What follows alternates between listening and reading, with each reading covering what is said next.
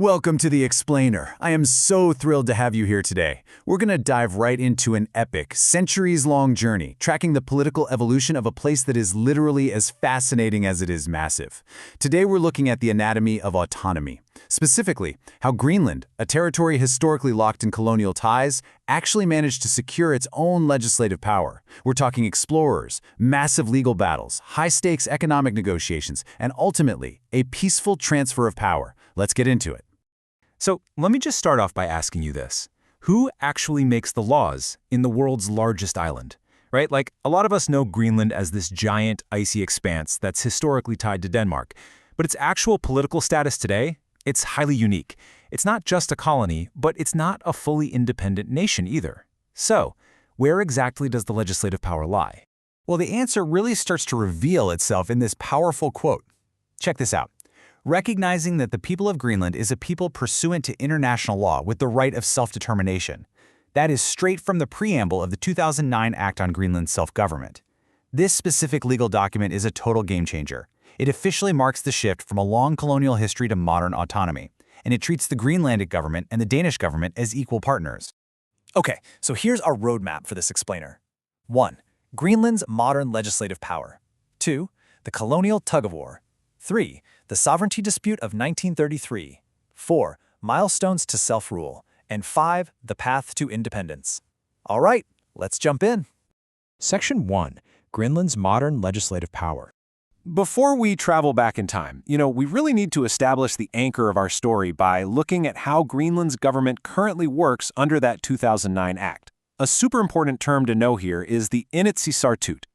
The Act clearly says that the Greenland self-government authorities exercise legislative power in the specific fields they take over from Denmark. And that power? It lies squarely with the Inatsisartut, the Greenland Parliament. Basically, for the areas they control, the laws are debated, drafted, and passed right there in Greenland by Greenlanders.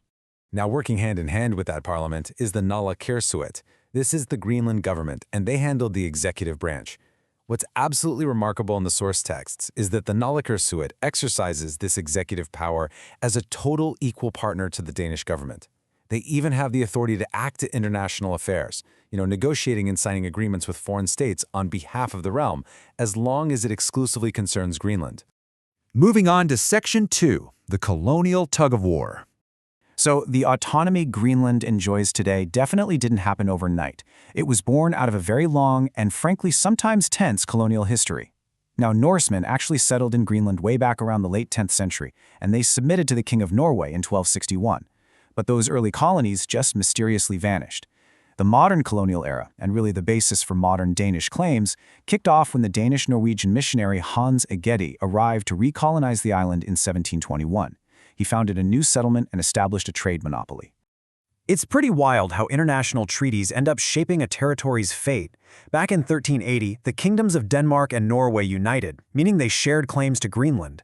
But fast forward to the end of the Napoleonic Wars. Under the 1814 Treaty of Kiel, the King of Denmark was forced to hand over the Kingdom of Norway to Sweden. However, and this is a massive however, the treaty explicitly accepted Greenland, the Faroe Islands, and Iceland. So Denmark legally kept Greenland, which completely set the stage for some major future disputes with a newly independent Norway. Which brings us to Section 3, the sovereignty dispute of 1933.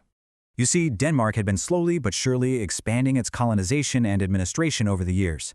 But Norway, remembering its ancient historical ties to Greenland from before that Treaty of Kiel, well, they started to push back. By the 1920s, Norwegian hunters were operating on the largely uncolonized east coast of Greenland. Meanwhile, Denmark was working the diplomatic angles hard, trying to get all the major powers to recognize Danish sovereignty over the whole island. Feeling historically slighted and seeing that the east coast was practically empty of Danish administrators, the Norwegians essentially started a 20th century Viking real estate squabble. I'm not kidding. In 1931, they actually raised their flag at Mackenzie Bay. On July 10th, the Norwegian government officially proclaimed an occupation of this eastern territory, audaciously claiming it as Erik Raude's land, Erik the Red's land. Well, Denmark immediately sued Norway, and this brilliantly illustrates how international law shapes territory. The whole dispute went straight to the Permanent Court of International Justice in The Hague. In 1933, the court ruled entirely in favor of Denmark, Why? Because the court found that since 1721, Denmark had continuously and peacefully displayed state authority over the island, and their treaties consistently showed an intention to govern all of Greenland. Norway's occupation was officially declared unlawful and invalid. All right, Section 4, Milestones to Self-Rule. With Danish sovereignty firmly cemented by the courts, the era of legal battles over territory finally ended, and this paved the way for a new era of peaceful legislative empowerment for the Greenlandic people. This path to autonomy was basically a step-by-step evolution. First up, in 1953, Denmark passed a new constitution that formally ended Greenland's status as a colony, officially integrating it as part of the Kingdom of Denmark with representation in parliament. Then 1979 brought the Home Rule Act, giving Greenland control over a bunch of internal affairs, and finally, the big one, the 2009 Self-Government Act, which recognized Greenlanders as a distinct people with the right to self-determination and vastly expanded their legislative powers. But look, legislative power is only real when it applies to tangible, everyday fields, right? The 2009 Act contains specific lists of responsibilities that the Greenland self-government authorities could officially take over. We're not just talking about administrative red tape here. This included the administration of justice and courts, the police force, aviation, the marine environment, and, crucially, the mineral resource area. Taking over these fields meant that the Inatsisartut, the Greenland Parliament, now made the actual laws governing them. So here's the crucial point. Autonomy requires funding. You literally can't run a police force, a court system, and aviation without money.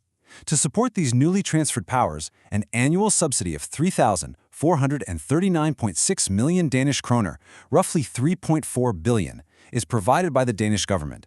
This amount was established and fixed at the 2009 price and wage levels right in the Self-Government Act. It's essentially the financial backbone that makes the transition of these legislative powers possible.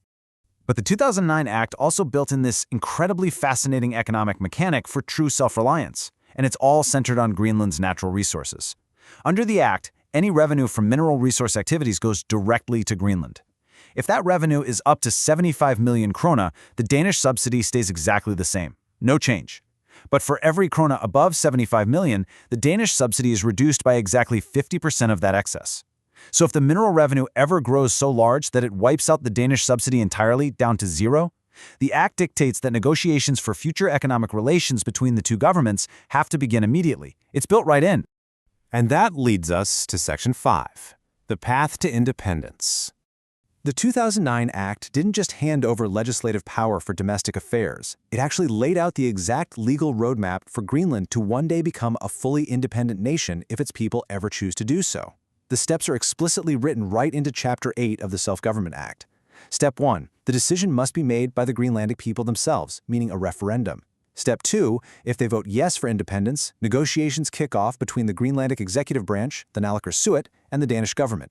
And Step 3. Any agreement they reach has to be consented to by the Greenlandic Parliament, approved by another public referendum, and then consented to by the Danish Parliament. So sovereignty ultimately rests right where it should, in the hands of the Greenlandic people. We've seen Greenland transition from a remote, icy territory claimed by Viking explorers to a bargaining chip in European treaties to the center of a massive international court battle, and finally into a self-governing entity with its own parliament, its own executive branch, and a crystal-clear legal roadmap to full independence. Which leaves us with this pretty provocative thought.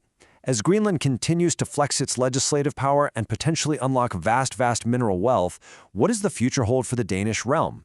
It is a huge question of geopolitics, economics, and self-determination, and the whole world is going to be watching closely. Thank you so much for joining me on this explainer, and as always, keep asking the big questions.